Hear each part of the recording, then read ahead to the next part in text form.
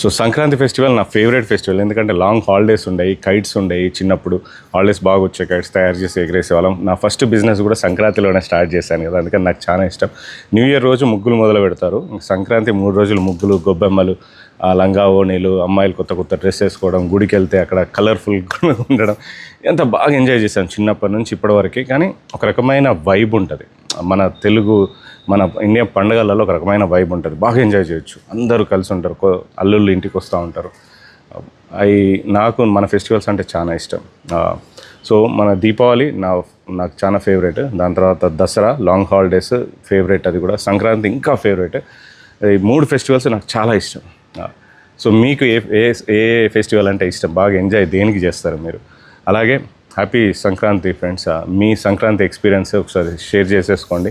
మీ favourite ఏముంది, మీ favourite festival కూడా share చేసుకోండి. అలాగే మీ అందరికీ హ్యాపీ సంక్రాంతి. బాగా ఎంజాయ్ చేస్తున్నారు సంక్రాంతికి అని అనుకుంటున్నా.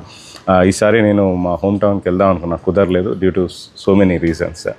మీరు మీ హోమ్ టౌన్కి వెళ్ళి ఎంజాయ్ చేస్తే ఒకసారి హ్యాట్స్ ఆఫ్ మీ అందరికీ. Thank you so much. Bye.